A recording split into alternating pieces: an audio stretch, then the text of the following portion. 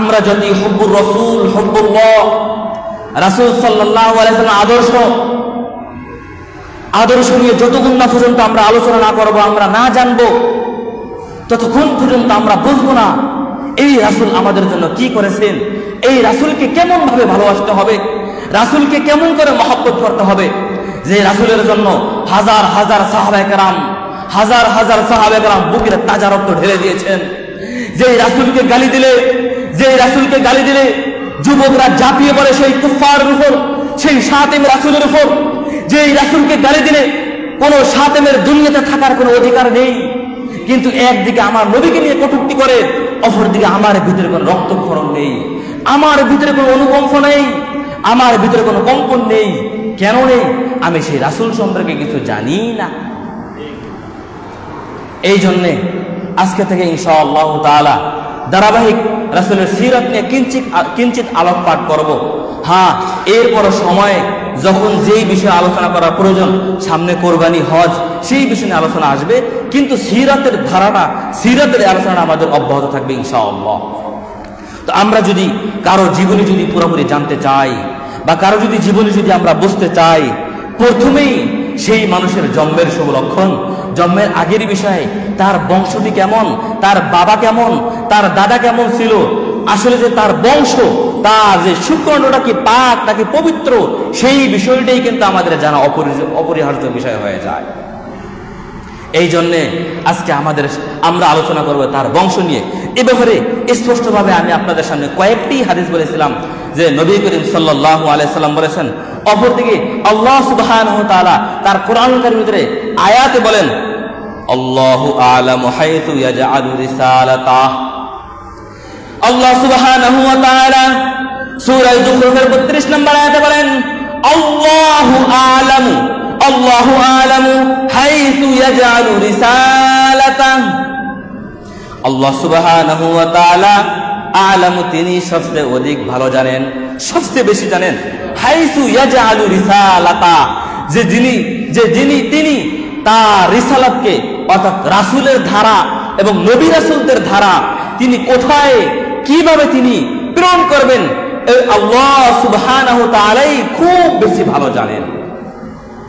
তো এই আয়াতে মুফাসসিরিন کرام বলেন, আল্লাহ তাআলাই ভালো জানেন যে তিনি তার রাসূলদের যে ধারা, তিনি তার রাসূলদেরকে কোথায়, কাদের জন্য, কোন বংশ থেকে তিনি প্রেরণ করবেন, এটা আল্লাহ তাআলাই ভালো জানেন। সাহাবায়ে کرام বলেন, অর্থাৎ কোন নবী রাসূল দুনিয়াতে আসেন নাই যেটা হযরত আলী ইবনে আবি তালিব থেকে বর্ণিত। আবু ইবনে আবি তালিব রাদিয়াল্লাহু তাআলা বলেন, হযরত আদম আলাইহিস সালাম থেকে আজ অবধি পর্যন্ত যত নবী রাসূলগণ দুনিয়াতে প্রেরণ করেছেন, কোন নবী রাসূলের বংশক্রমরা তারা ছিল না, বিশুদ্ধ ছিল না। কোন নবী রাসূলদের বংশ, কোন নবী রাসূলদের বাপ দাদারা তারা সেখানে কোনো কলঙ্কিত ছিল না, কোনো প্রশ্ন তোলবার মতো কোনো বংশ ছিল না। যে কারণে আদম থেকে আমাদের নবী পর্যন্ত সকল নবীর বংশ নদীকে একেবারে পূত পবিত্র ছিল। যেই ব্যাপারে নবী করিম সাল্লাল্লাহু আলাইহি সাল্লাম বলেন, লাকাদ জাআকুম রাসূলুম মিন আনফুসিকুম। আল্লাহ সুবহানাহু ওয়া তাআলা সূরা তাওবা 128 নম্বর আয়াতে বলেন, লাকাদ জাআকুম রাসূলুম মিন আনফুসিকুম। হে সাহাবারা, লাকাদ জাআকুম রাসূলুম মিন আনফুসিকুম, আমি তোমাদের মধ্য থেকে তোমাদের নবীকে প্রেরণ করেছি, আমি তোমাদের বংশের মধ্য থেকে তোমাদের নবীদেরকে প্রেরণ করেছি। এই ব্যাপারে নবী করিম সাল্লাল্লাহু আলাইহি সাল্লাম বলেন, হযরত আনাস থেকে বর্ণিত, قال قرأ النبي صلى الله عليه وسلم, নবী করিম সাল্লাল্লাহু আলাইহি সাল্লাম এই কোরআনের আয়াতটি পড়লেন, লাকাদ জাআকুম রাসূলুম মিন আনফুসিকুম, আমি তোমাদের মধ্য থেকে তোমাদের জন্য রাসূলকে প্রেরণ করেছি। এই জায়গায় যে আনফুসিকুম যে রয়েছে, এই জায়গায় নবী করিম সাল্লাল্লাহু আলাইহি ওয়াসাল্লাম তিনি বলেছেন আনফুসাকুম, অর্থাৎ ফা শব্দটিতে কেবলমাত্র একটি জবর দিয়ে, তো আনফুসিকুম মানে তোমাদের নিজেদের মধ্য থেকে, আনফুস নফসুন মানে নফস, তোমাদের মধ্য থেকে তোমাদের জন্য রাসূল প্রেরণ করেছি। কেন তোমরা সেই রাসূলের অবাধ্যতা করবা, কেন তোমরা সেই রাসূলকে প্রত্যাখ্যান করবা? আর এই ক্ষেত্রে নবী করিম সাল্লাল্লাহু আলাইহি সাল্লাম এই আয়াতটা কি একটু জবর দিয়ে বললেন। তিনি বলতেছেন, হে আমার সাহাবারা শোনো, আল্লাহ সুবহানাহু ওয়া তাআলা বলছেন আনফুসিকুম, কিন্তু আমি এটাকে আরো বলি, লাকাদ জাআকুম রাসূলুম মিন আনফুসিকুম, আমি তোমাদের মধ্য থেকে আমি তোমাদের জন্য রাসূল প্রেরণ করেছি, আনফুসাকুম অর্থাৎ আফযলুকুম, তোমাদের মধ্য থেকে যে সবচেয়ে বেশি সম্ভ্রান্ত। বলেন সুবহানাল্লাহ। অর্থাৎ রাসূল বলতেছেন তোমাদের মধ্য থেকে যে সবচেয়ে বেশি সম্ভ্রান্ত বংশ মর্যাদার অধিকারী, এটাই বলেন আনা আনফাসুকুম নাসাবান ওয়া সাহরান ওয়া হাসাবান, আমি তোমাদের মধ্য থেকে বংশলতিকায় এবং সহরান এবং আমার বংশের মধ্যে কোনো জিনার কোনো দুর্গন্ধ নেই, কোনো জিনার কোনো আশঙ্কা নেই, এবং আমি হাসাবান বংশ পরম্পরাও বংশলতিকায় আমি তোমাদের মাঝে সবচেয়ে সম্ভ্রান্ত। যেই যুগে আইয়ামে জাহিলিয়াতের যুগে যখন জিনা ব্যবস্থাটা একেবারে স্বাভাবিক ছিল, যখন জিনা বলতে মানুষ এটা কোনো ভেদাভেদ ছিল না, মানুষ যাকে ইচ্ছা তাকে ব্যবহার করত, যে হযরত ঈসা আলাইহিস সালাম থেকে নবী করিম সাল্লাল্লাহু আলাইহি সাল্লাম পর্যন্ত 600 বছর পর্যন্ত কোনো নবী রাসূল আসেন নাই, সেই 600 বছরকে বলা হয় আইয়ামে জাহিলিয়াতের যুগ, অর্থাৎ বর্বরতার যুগ। যেই যুগের মধ্যে এমন কোনো গুনাহের কাজ হয়নি যেটা সংগঠিত হয়নি, সেই যুগেও নবী করিম সাল্লাল্লাহু আলাইহি সাল্লাম তার বংশের ব্যাপারে এমনই স্বীকৃতি দিয়েছেন। এমনকি যখন আবু সুফিয়ান রাদিয়াল্লাহু তাআলা যখন রবের বাদশা হিরাক্লিয়াসের কাছে যখন নবী মুহাম্মদ এবং তার সাহাবীদের ব্যাপারে অভিযোগ করলেন, হে বাদশা, আপনি আমাদেরকে সাহায্য সহযোগিতা করেন, আপনি আমাদেরকে একটু সাহায্য সহযোগিতা করেন, এই আমাদের মক্কার মধ্যে এমন এক ব্যক্তির উদ্ভব হয়েছে যিনি তার বাপ দাদার ধর্মকে ছেড়ে দিয়ে যিনি নতুন ধর্মের দিকে আহ্বান করে, যিনি মানুষদেরকে নতুন ধর্মের দিকে আহ্বান করে, যার দিকে মূর্খ মানুষরা যার ডাকে আহ্বান হয়, তাদের বাপ দাদার ধর্ম ছেড়ে দিয়ে সেই নতুন ধর্মে দীক্ষিত হয়। হে বাদশা, আপনি আমাদেরকে এই বিষয়টার দিকে লক্ষ্য করেন, আপনি আমাদেরকে একটু সাহায্য সহায়তা করেন। আমরা চাই না যে আমাদের মধ্য থেকে কেউ আমাদের বাপ দাদার ধর্ম ছেড়ে দিয়ে নতুন ধর্মে দীক্ষিত হোক। আমরা এই ফিতনাটাকে আমরা চাই না। আর দিন দিন এই ফিতনা পুরা আরব কান্ট্রির মধ্যে, পুরা আরবের মধ্যে ছড়িয়ে যাচ্ছে। এখন আপনার সাহায্য ছাড়া কোনো উপায় নাই। ওই রবের বাদশা হিরাক্লিয়াস তাকে প্রশ্ন করলো, হে বান্দারা, তোমরা হে মক্কার আদিবাসী, তোমরা আমাকে উত্তর দাও, সেই নবী মুহাম্মদ তোমরা যার ব্যাপারে বলো, যিনি নতুন ধর্মের দিকে আহ্বান করে, তিনি বলো তিনি কোন বংশের? তখন আবু সুফিয়ান বললেন, আমি আসলে এই মুহূর্তে আমার মন চায় আমার মিথ্যা কথা বলতে, কিন্তু আমি এই জন্য মিথ্যা কথা বলি নাই, আমি যেহেতু আমার এই কাফেলার যেহেতু আমি নেতা, আমি যদি মিথ্যা কথা বলি তাহলে তারা আমার উপর আস্থা হারিয়ে ফেলবে। আমি যদি মিথ্যা কথা বলি তাহলে তাদের ধারণা জমবে যে আমাদের নেতারাও তাহলে মিথ্যা কথা বলেন। এই জন্যে আমি তখন মিথ্যা কথা বলি নাই, আমি তখন সব কিছু সত্য সত্য বলে দিলাম। হ্যাঁ, ওই হিরাক্লিয়াস বাদশা বলল, হে তোমরা আমাকে উত্তর দাও, তিনি তার বংশ কি বলো, কারণ ওই বাদশা হিরাক্লিয়াস বাদশা তিনি কিন্তু আহলে কিতাবই ছিলেন, তার ভিতরে কিন্তু কিতাবী জ্ঞান ছিল, তার ভিতরে কিন্তু ওই তাওরাত জবুরের কিন্তু এলেম ছিলেন। এই জন্যে তার শেষ দিকে একজন নবী আসবে যে নবীর ব্যাপারে তার স্পষ্ট জ্ঞান আছে। কিন্তু ওই মক্কার কাফেররা তারা তো ছিল মূর্তি পূজক মুশরিক, তাদের ভিতরে কোনো আহলে ইলম, কোনো কিতাবের কোনো জ্ঞান ছিল না, এই কারণে তারা কিছুই জানেন না। এখন ওই যে হিরাক্লিয়াস বাদশা কি জিজ্ঞাসা করতেছে, তারা কিন্তু সেগুলা কিছুই বুঝতে পারতেছে না যে হিরাক্লিয়াস বাদশা তিনি কি বলতেছে, কি জানতে চাচ্ছে। তো যাই হোক, ওই বাদশা যা কিছু জিজ্ঞাসা করছে সবকিছু তারা সত্য সত্য বলে দিছে। বলছে, বলতো যিনি নবী দাবি করতেছেন তার বংশ কিসের, তার বংশ কেমন?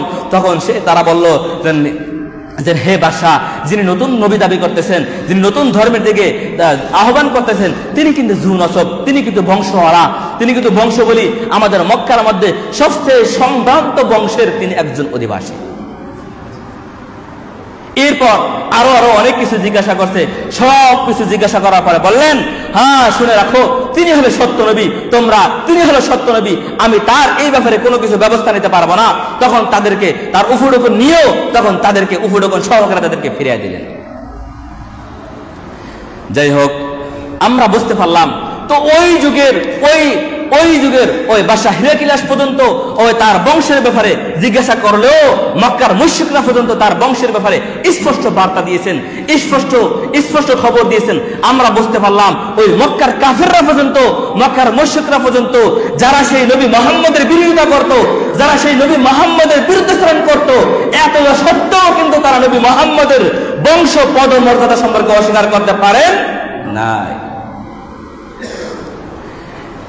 এই জন্যে ইমাম বুখারী রাহিমাহুল্লাহ তার এই বংশের ব্যাপারে সুস্পষ্ট যে সুন্দর একটি হাদিস বর্ণনা করেন। নবী ইমাম বুখারী রাহিমাহুল্লাহ বলেন, নবী করিম সাল্লাল্লাহু আলাইহি সাল্লাম বলেছেন, قال النبي صلى الله عليه وسلم قال النبي صلى الله عليه وسلم أنا محمد بن عبد الله بن عبد المطلب بن هاشم بن عبد المناف هاشم بن عبد المناف بن قصي بن كلاب قصي بن كلاب بن مرة بن كعب إلى عدنان।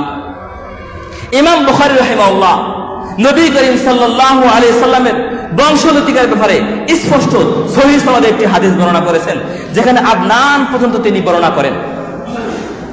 আর এই ব্যাপারে সকল সিরাতবিদ, সকল ইতিহাসবিদ, তারিখে দেমাশক, তারিখে বাগদাদ সহকারে যতগুলো তারিখের কিতাব আছে, সকল ইতিহাসবিদ তারা এই ব্যাপারে স্পষ্ট বলেন যে নবী করিম সাল্লাল্লাহু আলাইহি সাল্লাম থেকে আদনান পর্যন্ত যে বংশগতিকার যে বর্ণনা আছে এটা একেবারে স্পষ্ট, এতে কোনো সন্দেহ নেই। কিন্তু আদনানের পরে অনেকে নবী মুহাম্মদ থেকে আদম পর্যন্ত একটা বংশগতিকা বর্ণনা করে, সে ব্যাপারে আসলে নির্ভরযোগ্য এরকম বর্ণনা না থাকলেও সেটা আসলে মানে অস্বীকার করার মতো না, কিন্তু সেটা একেবারে স্পষ্ট সহিহ সনদে নেই। এই পর্যন্ত সবাই একমত যে এই পর্যন্ত আদনান পর্যন্ত একেবারে নবী করিম সাল্লাল্লাহু আলাইহি ওয়াসাল্লাম বংশগতি একেবারে নির্ভরযোগ্য, সঠিক। যাই হোক, আমরা যদি এখন নবী করিম সাল্লাল্লাহু আলাইহি ওয়াসাল্লাম বংশের ব্যাপারে জানতে চাই, আসলে এটাই তো ওই যে আল্লাহ সুবহানাহু ওয়া তাআলা প্রথমেই আমি যে আপনাদের সামনে যে আয়াতটি বলেছিলাম, আল্লাহু আ'লাম, আল্লাহ তাআলা সবচেয়ে অধিক জানেন, ভালো জানেন, হাইসু ইয়াজআলু রিসালাতা, যে তিনি তার নবী রাসূলদেরকে কোথায় পাঠিয়েবেন তিনি ভালো জানেন। তা আমরা এটা স্পষ্টভাবে বলতে চাই, স্পষ্টভাবে বলতে পারি যে আল্লাহ সুবহানাহু ওয়া তাআলা রাসূলের আশিক ছিলেন, রাসূলকে বলা হয়েছে হাবিবুল্লাহ। সেই নবী মুহাম্মদকে আল্লাহ সুবহানাহু ওয়া তাআলা কেমন বংশের ভিতরে পাঠাইবেন, কেমন মায়ের গর্ভে পাঠাইবেন, কোন বংশে পাঠাইবেন, কোন গোত্রে পাঠাইবেন, আর এটাই নবী করিম সাল্লাল্লাহু আলাইহি সাল্লাম বলেন। عن وابصة بن أسقر رضي الله تعالى عنه عن وابصة بن أسقر رضي الله تعالى عنه إن الله اصطفى من ولد إبراهيم إسماعيل اصطفى من إسماعيل قنانة واصطفى من قنانة قريش واصطفى من قريش بني هاشم واصطفاني من بني هاشم। ইমাম মুসলিম রাহিমাহুল্লাহ তার কিতাবের ভিতরে নবী করিম সাল্লাল্লাহু আলাইহি ওয়াসাল্লাম হাদিসটা বলেন যে নিশ্চয় আল্লাহ সুবহানাহু ওয়া তাআলা ইব্রাহিম আলাইহিস সালাম থেকে, ইব্রাহিম আলাইহিস সালামের সন্তানদের মধ্য থেকে নবী ইসমাঈল আলাইহিস সালামকে নির্বাচন করলেন। আর ইসমাঈলের বংশধরের মধ্যে, ইসমাঈলের সন্তানদের মধ্যে তাই তিনি নির্বাচন করেছেন কেনানকে। কেনানের বংশধরের মধ্য থেকে তিনি নির্বাচন করেছেন কুরাইশকে। আর কুরাইশের এই গোত্রদের মধ্য থেকে ওই আল্লাহ সুবহানাহু ওয়া তাআলা নির্বাচন করেছেন বনি হাশিমকে। আর নবী করিম সাল্লাল্লাহু আলাইহি সাল্লাম বলেন, ওই আল্লাহ সুবহানাহু ওয়া তাআলা ইব্রাহিম আলাইহিস সালাম থেকে এই পর্যন্ত যত সম্ভ্রান্ত গোত্রের মধ্যে এক গোত্রকে আরেক গোত্রের মধ্যে নির্বাচন করেছেন। আর বনি হাশিমের মধ্য থেকে আল্লাহ সুবহানাহু ওয়া তাআলা আমি মুহাম্মদকে নির্বাচন করেছেন, বলেন সুবহানাল্লাহ। স্পষ্ট মুসলিমের হাদিস। তা আমরা বুঝতে পারলাম যে ইমাম বুখারী রাহিমাহুল্লাহ যে আদনানের কথা বলেছেন, আর এই আদনানের ব্যাপারে আব্দুল্লাহ ইবনে আব্বাস থেকে বর্ণিত আছে যে তিনি বলেন, তোমরা মুজার ও রবিয়া গোত্রকে তোমরা কখনো নিন্দা করো না, তোমরা তাদেরকে কখনো গালি দিও না। আদনান হলো এমন এক ব্যক্তি, যেই ব্যক্তি ইব্রাহিমের ধর্মের উপরে ছিলেন, যার বংশ মর্যাদা কত পবিত্র, তোমরা তার ব্যাপারে কোনো মন্দ কথা বলো না। বরং এই আদনান তিনি সবসময় মানুষদেরকে কল্যাণের পথে ডাকতেন, সবসময় কল্যাণের দিকে আহ্বান করতেন। এরপরে আদনানের পর রয়েছে নবী মুহাম্মদের পূর্বপুরুষের মধ্যে রয়েছে একজন ফিহির। যেই ফিহির হলো আমরা যে বলি নবী মুহাম্মদ সাল্লাল্লাহু আলাইহি সাল্লাম কুরাইশ বংশের, যার অপর একটি নাম কুরাইশ, যার অপর নাম কুরাইশ। অপর দিকে বলা হয় এই ফিহিরকে, তার অপর একটি নাম কুরাইশ নয়, বরং এই ফিহিরকে কুরাইশ নামে অভিহিত করা হয়, তার নাম রাখা হয়েছে কুরাইশ।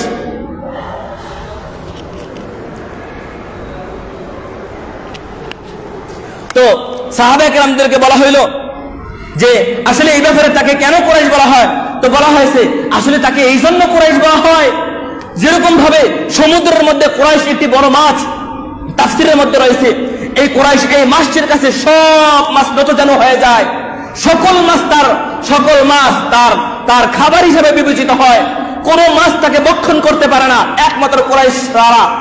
আর এই ফির হলো এমন এক ব্যক্তি যিনি বংশ পদমর্যাদায় শক্তিশালীতে কখনই কোন গোত্র তার সাথে যুদ্ধে পারে নাই, কখনই কোন গোত্র তার গোত্রের সাথে মাথা উঁচু করে দাঁড়াতে পারে নাই।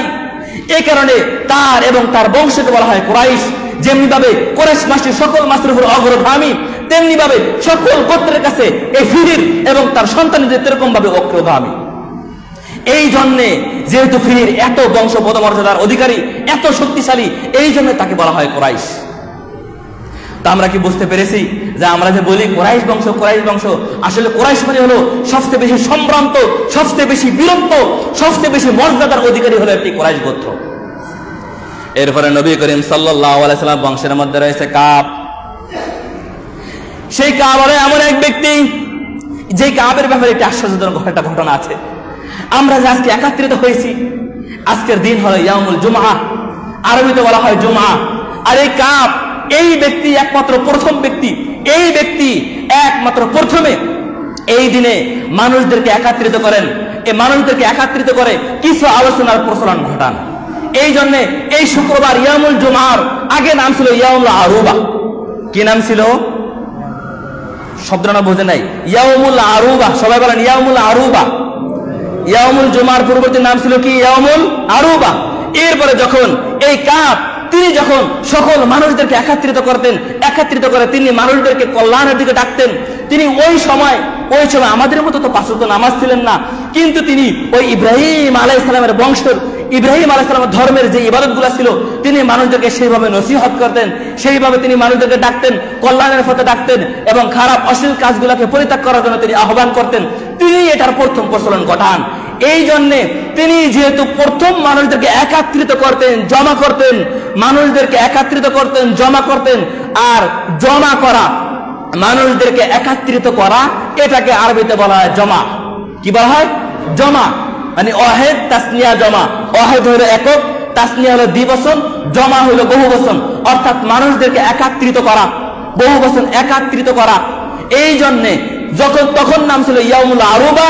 কিন্তু যেদিন থেকে কাব মানুষদেরকে একত্রিত করতেন, মানুষদেরকে নসিহত করতেন, মানুষদেরকে বয়ান করতেন, সেই সময় থেকে এই দিনকে বলা হয় ইয়াউমুল জুমআহ।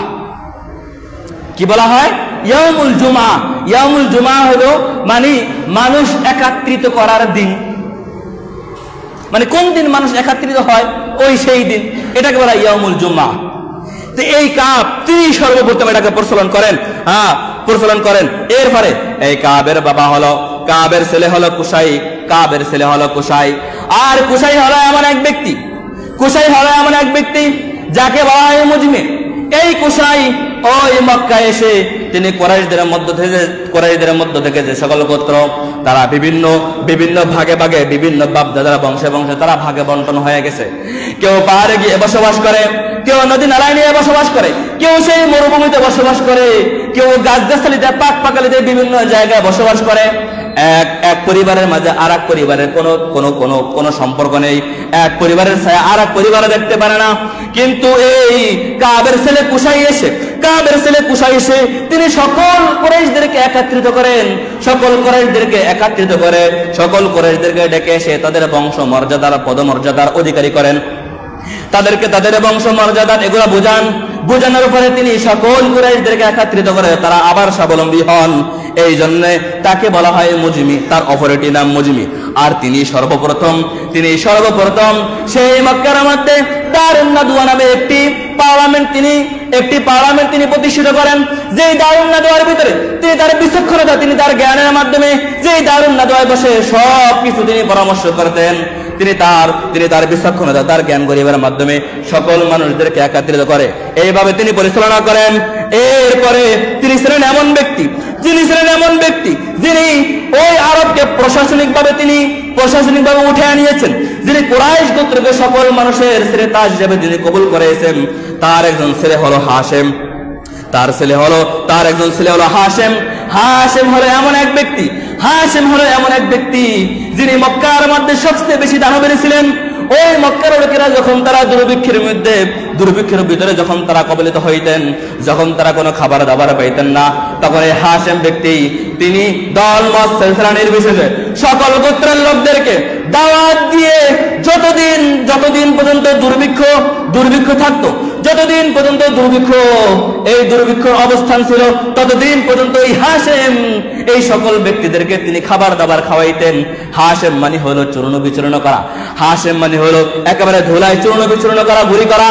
তাকে হাশেম কেন বলা হইতো? এই হাশেম সে সকল লোকদেরকে ডেকে এনে দাওয়াত দিয়ে জলের মধ্যে রুটি ভিজিয়ে সকলদেরকে খাওয়াইতেন।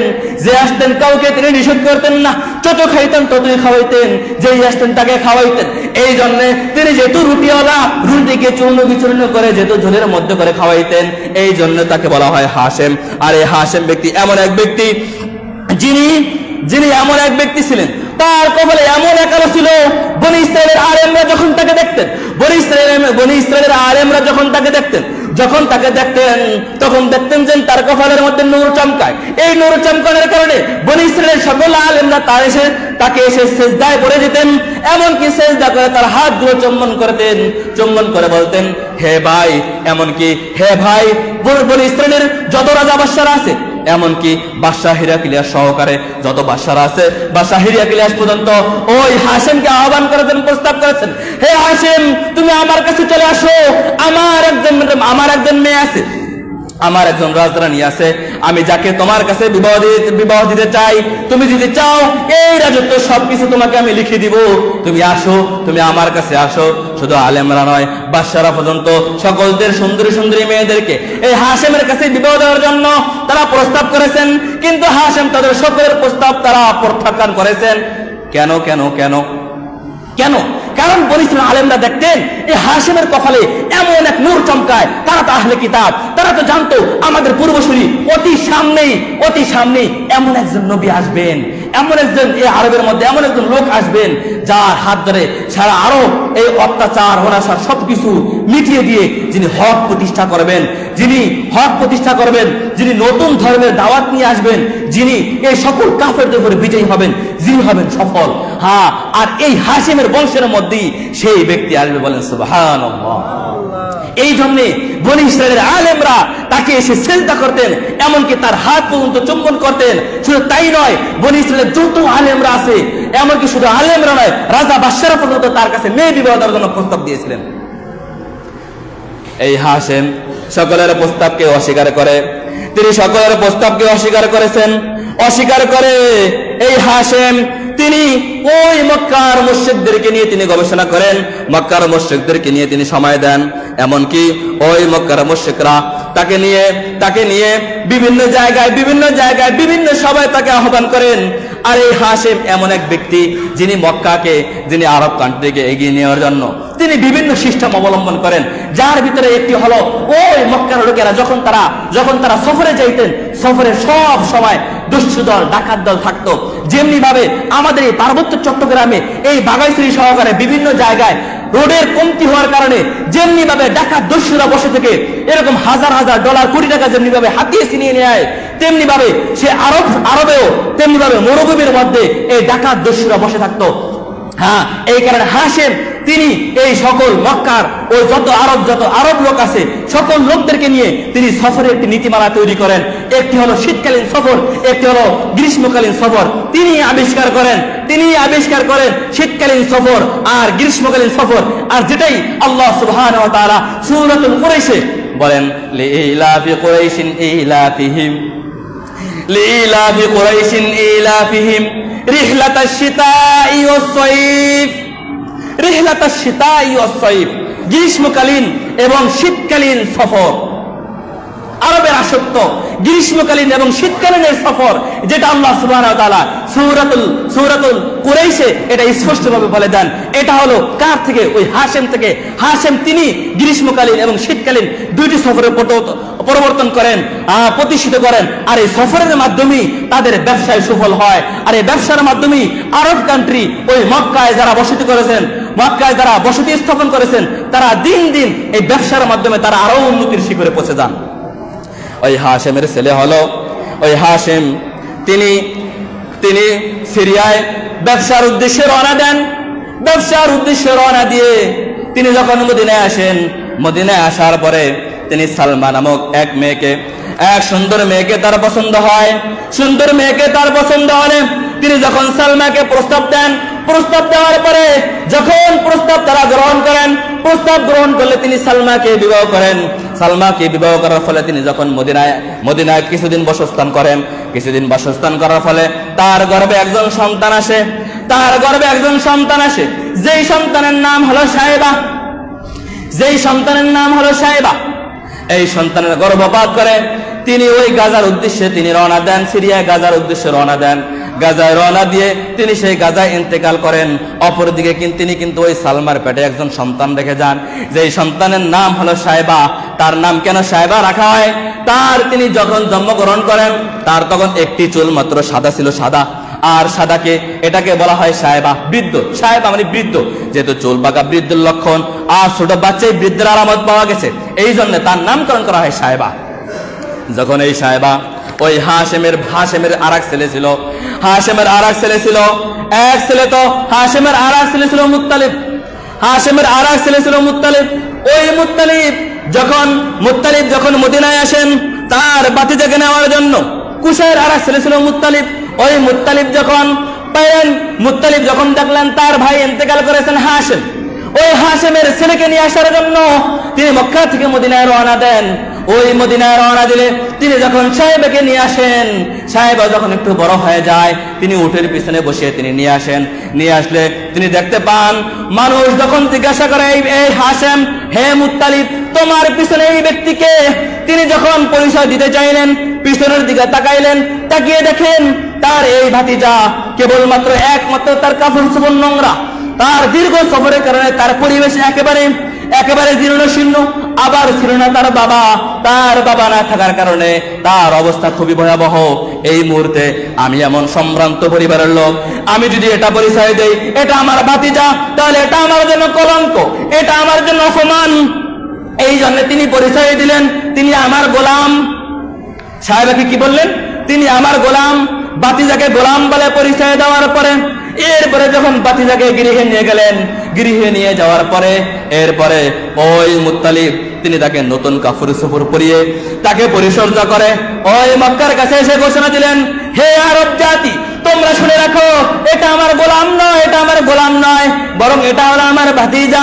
তোমাদের মধ্য থেকে আমাদের মাঝে যে নেতা ছিল হাশেম, হে হাশেমের ছেলে এই সাহেবা। এই জন্যে তার নাম হয়ে গেল মুত্তালিব। যখন প্রথমে পরিচয় দিলেন সে আমার গোলাম, আর আরবিতে গোলামকে বলা হয় আব্দুল। যখন মানুষের মাঝে ছড়িয়ে গেছে ওই মুত্তালিব একজন গোলাম নিয়ে এসেছে, যেই গোলাম খুবই সুদর্শন, যিনি খুবই অনেক সৌন্দর্যের অধিকারী, যিনি অনেক সুঠাম দেহের অধিকারী, যিনি অনেক জ্ঞানের অধিকারী। এই জন্যে ওই মুত্তালিব যখন গোলাম হিসেবে পরিচয় দিয়েছে, গোলাম হিসেবে পরিচয় দেওয়ার কারণে মানুষের মুখে মুখে প্রচলন হয়ে গেছে সে হলো কে? সে হলো আব্দুল মুত্তালিব। সে হলো কে? Abdul Muttalib. হ্যাঁ, আব্দুল মুত্তালিব কে? আমার নবীজির দাদা। নবীজির কি দাদা। তার আসলে প্রকৃত নাম কিন্তু আসলে আব্দুল মুত্তালিব না, তার নাম ছিল সাহেবা। কিন্তু সাহেবা থেকে কিভাবে আব্দুল মুত্তালিব হয়ে গেল?